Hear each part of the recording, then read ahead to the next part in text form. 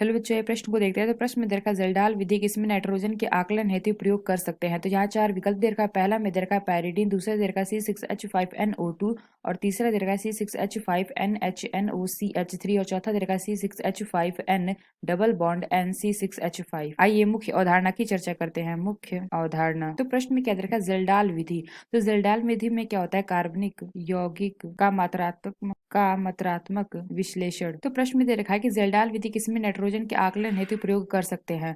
तो यहाँ पे अगर हम देखें तो इसमें हमारा क्या होता है, ज़ेल्डाल विधि। तो नाइट्रोजन युक्त यौगिक NO2 या एजो समूह जैसे कि N double bond N N2 को NH4 2SO4 में परिवर्तित नहीं कर सकते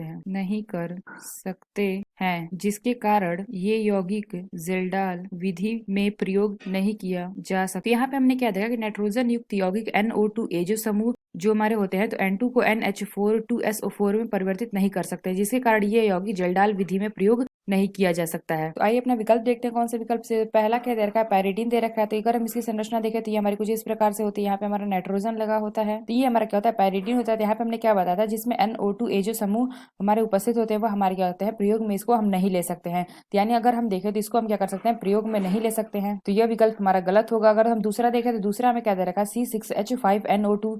तो इसमें हमारा क्या है, नाइट्रोजन समूह यानी कि NO2 उपस्थित है, इसके लिए इसको भी हम क्या कर सकते हैं, प्रयोग में नहीं ले सकते हैं। तो इसलिए यह विकल्प भी हमारा गलत होगा, क्योंकि प्रश्न में क्या देगा, कौन सा हम प्रयोग कर सकते हैं।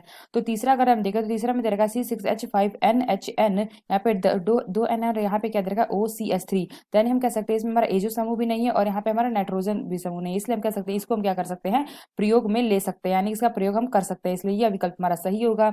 अगर डी देखें तो डी में हमारा क्या दे रखा है, N डबल बॉन्ड N है, यानी कि हमारा क्या है, एजो समूह है, इसलिए इसका भी हम क्या कर सकते हैं, प्रयोग में नहीं ले सकते हैं। इसलिए यह विकल्प हमारा गलत होगा। तो प्रश्न में से क्या पूछा गया था कि ज़ेल्डाल विधि किसके नाइट्रोजन के आकलन हेतु किसको हम प्रयोग कर सकते हैं। तो यानी अगर हम कह सकते हैं जो हमारा सी विकल्प है इसको हम क्या कर सकते हैं, प्रयोग कर सकते हैं, क्योंकि इसमें हमारा क्या है, नाइट्रोजन समूह भी नहीं है और एजो समूह भी नहीं है, इसलिए हम क्या कर सकते हैं, इसको हम प्रयोग में कर सकते हैं। तो आशा करते हैं आपको समझ में आया होगा। धन्यवाद।